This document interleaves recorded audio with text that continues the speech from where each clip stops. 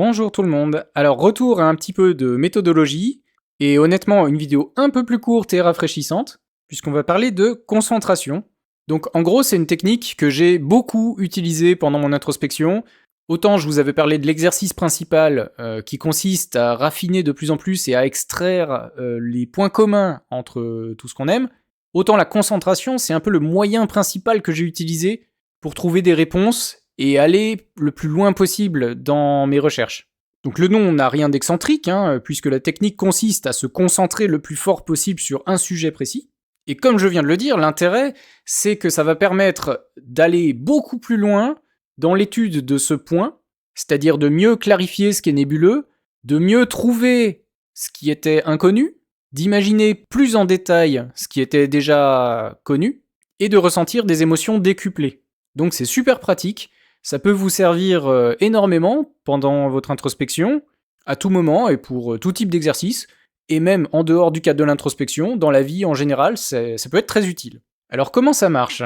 Eh ben c'est très simple. Vous voyez la méditation pleine conscience? Eh ben c'est tout le contraire. En gros, la concentration, ça va consister à oublier un maximum votre corps et la réalité, et à rentrer à 100% dans votre esprit, et à être pleinement, intégralement à l'intérieur de votre tête, à l'intérieur de votre esprit. Donc la première chose à faire, c'est de préparer un sujet, de savoir sur quoi vous allez vous concentrer.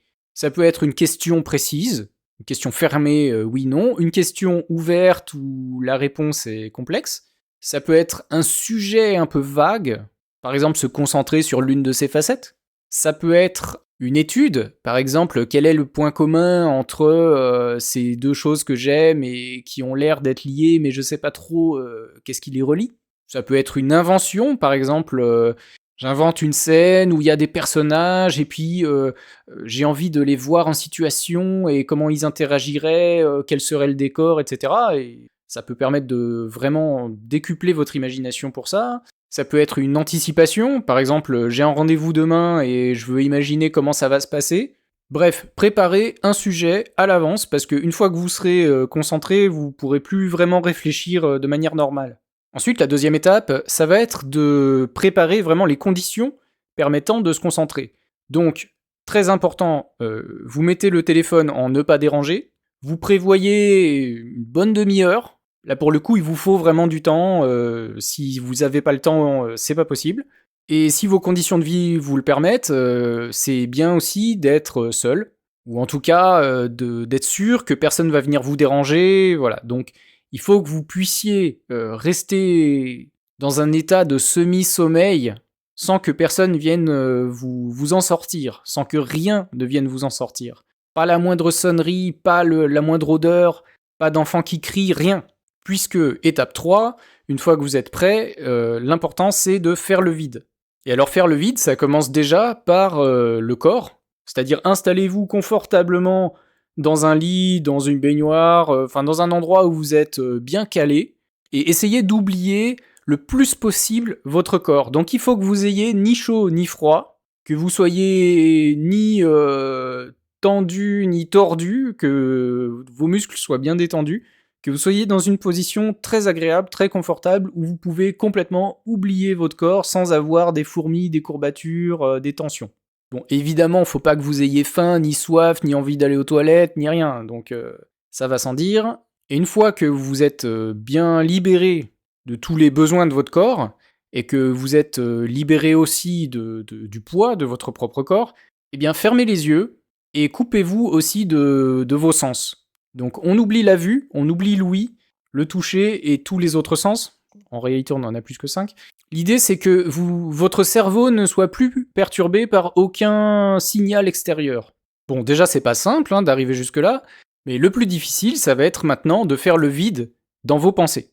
Et alors, étant donné la société dans laquelle on vit, c'est très compliqué d'arriver à calmer nos cerveaux qui sont surexcités par tout un tas de stimuli au quotidien, et qui ont appris à être impatients et qui sont boulimiques d'informations, mais aussi on a de moins en moins l'opportunité de le faire, tout simplement. Il n'y a plus ni vide ni calme dans nos vies. Donc peut-être que les premières fois où vous allez essayer de faire cette concentration, eh bien vous allez avoir un mal fou à simplement faire du silence dans votre esprit. Mais alors, c'est très important de persévérer. Je vous invite vraiment à continuer, à essayer encore et encore, parce que vous allez avoir des idées qui vous viennent, des images, des idées, des pensées, vous allez vous souvenir qu'il faut que vous fassiez tel truc, etc. Vous avez plein d'idées qui vont remonter comme ça, c'est inévitable. Juste mettez-les de côté et essayez de refaire le vide et le silence le plus possible. Peut-être que dans les premières séances de concentration, vous allez juste faire que ça et échouer, mais accrochez-vous. Et vous verrez, c'est une capacité qui se développe, un peu comme un muscle se développe quand on s'en sert. Petit à petit, vous arriverez à faire le vide de mieux en mieux, de plus en plus facilement, de plus en plus rapidement. Si vous pratiquez déjà la méditation, eh bien vous y arriverez certainement très facilement. Il est également possible et même probable que vous vous endormiez.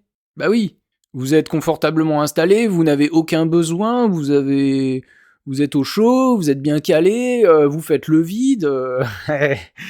C'est logique, on peut s'endormir. Alors quand c'est comme ça, eh ben laissez faire, dormez. Et puis quand vous vous réveillez, essayez de ne pas ouvrir les yeux. Tant pis, oubliez la notion du temps, posez votre montre, et vous verrez que quand vous vous réveillerez, vous serez d'autant plus reposé, frais, calme, et encore plus à l'intérieur de votre esprit, encore plus loin des perceptions, encore plus loin du monde réel. Et c'est ce qu'on cherche. Une fois que vous avez atteint cette profondeur, que vous êtes à l'intérieur de votre tête, face à ce grand tableau noir, eh bien là, ressortez le sujet que vous aviez préparé à l'avance.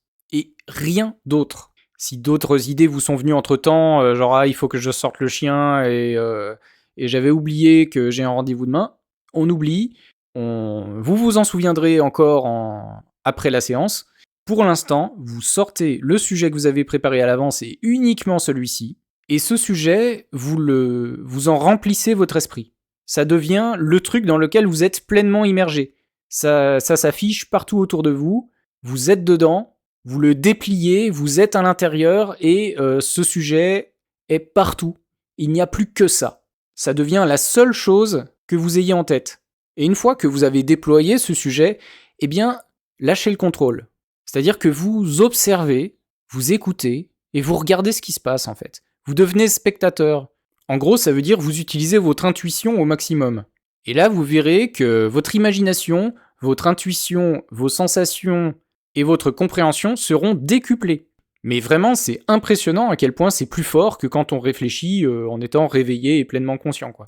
Et là, restez le plus possible dans cet état-là, jusqu'à ce que les réponses émergent, jusqu'à ce que vous voyez, jusqu'à ce que vous compreniez mieux, jusqu'à ce que tout soit plus limpide. Essayez d'extraire un maximum de réponses, de comprendre un maximum de choses, de rester dans cet état-là le plus longtemps possible pour en tirer un maximum de profit, quoi. Alors la fin d'une concentration, c'est généralement soit vous avez trouvé la réponse et ça vous fait une sorte d'eureka et d'excitation et vous arrivez plus à rester concentré parce que vous êtes plus capable. Soit vous avez du mal à rester concentré parce que vous avez un besoin physiologique qui commence à émerger, par exemple vous avez faim, ou alors il y a du bruit parce que quelqu'un est rentré de l'école, du travail, voilà. Ou alors simplement vous arrivez plus à vous concentrer parce que votre cerveau est fatigué de faire ça et vous sentez que ça veut plus, quoi. Donc pas de souci, vous ouvrez les yeux et vous pouvez reprendre le cours d'une vie normale avec comme effet secondaire bénéfique d'être normalement très reposé. C'est-à-dire que non seulement vous aurez certainement trouvé des réponses ou des bouts de réponses, c'est pas grave si vous trouvez pas forcément exactement la réponse que vous cherchiez, si vous avez trouvé un début ou une piste ou une moitié de l'idée qui vous intéresse, c'est déjà bien. Il est probable que vous trouviez quelque chose, quoi. Et au pire, même si vous trouvez rien, ça vous a détendu, ça vous a permis de faire un moment de calme, un moment de vide. Franchement, on en a besoin. Ça peut pas faire de mal. Donc voilà, c'est tout pour la concentration. J'espère que cet exercice vous donne envie. Alors moi, je me suis juste quand même demandé si c'était ça qu'on appelle l'auto-hypnose. Il est probable que ça soit de l'auto-hypnose ou quelque chose qui s'en rapproche. Mais n'étant pas expert d'auto-hypnose, eh bien je peux pas me prononcer catégoriquement. Donc si vous connaissez le sujet, dites-le dans les commentaires. Et quoi qu'il en soit, c'est une technique que je trouve très utile, et si elle vous sert aussi, eh bien tant mieux. Allez, à plus!